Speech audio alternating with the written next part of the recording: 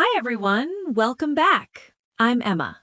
Hey, I'm Robert. Let's jump straight in.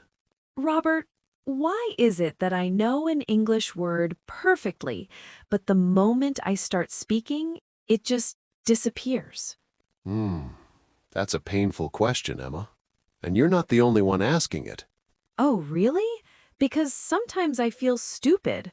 Like, I know the word, I studied it, I used it yesterday, but when someone looks at me and waits for my answer, my mind goes blank. Yeah, that exact moment when someone is waiting, that's where everything changes. So, what's happening in my brain, Robert? Why does this keep happening? Well, let me ask you something first. When you're not speaking, maybe listening or reading, do you understand English pretty well? Yes, that's what makes me angry. I understand podcasts, YouTube videos, even movies sometimes. Uh-huh. And when you're alone, maybe thinking in English, do the words come? Yeah, they do. Slowly, but they come. Okay. So the problem isn't vocabulary. It's not intelligence. It's not effort. Then what is it? Pressure. Pressure? Yes. The moment you speak, your brain switches from learning mode to survival mode. Oh, survival mode? Exactly. Your brain thinks, oh no, I'm being judged. And when that happens, memory access gets worse. That sounds scary, but also familiar. It should. Almost every English learner experiences this. Wait, are you saying this happens even to advanced learners? Yes, even very advanced ones. Wow. Okay, keep going. Imagine this situation, Emma. Someone asks you a simple question in English. Something like, "What did you do yesterday?" Oh no, already stressful. Exactly. Your brain immediately starts doing too many things at once. Grammar check, vocabulary search, pronunciation check, accent fear. Yes, it's like five voices shouting at the same time. And because of that, the word you need, even a simple one, gets blocked. So it's not that I forgot it forever. No, you didn't forget it. You temporarily lost access to it. Hmm, that makes me feel a bit better, actually. Can I be honest, Robert? Always. Sometimes when this happens, I just stop talking. I smile, I say something very basic, and inside I feel embarrassed. Yeah, that embarrassment hurts more than the mistake itself.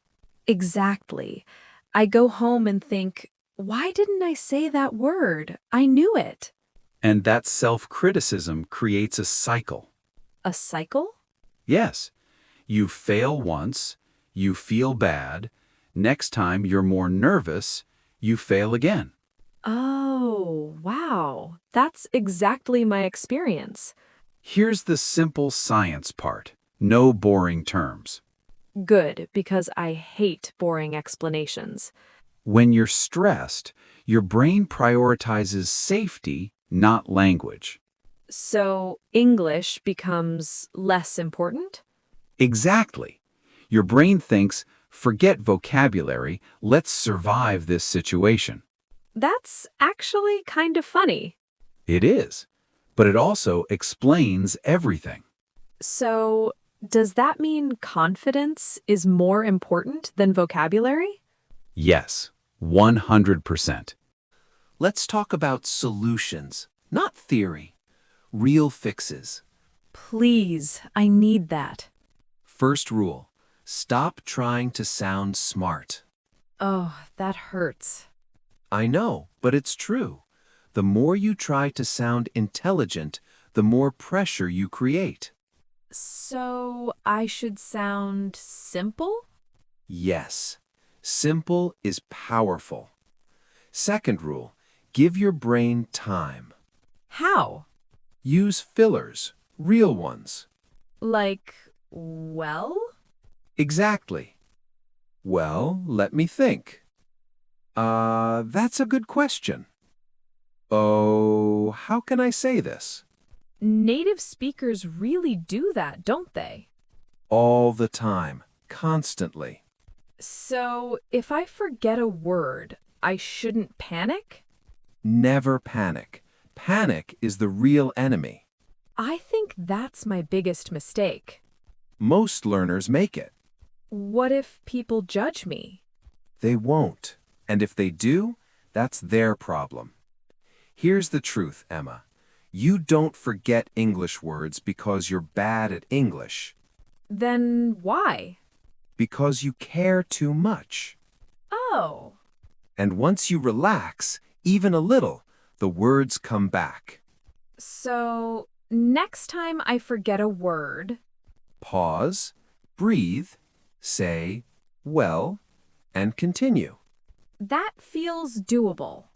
It is doable. Thanks, Robert. Anytime. That actually helps a lot. I'm glad. Just remember, you don't need perfect English. Yeah, I'll try to keep speaking. Good. And we'll keep talking. See you next time.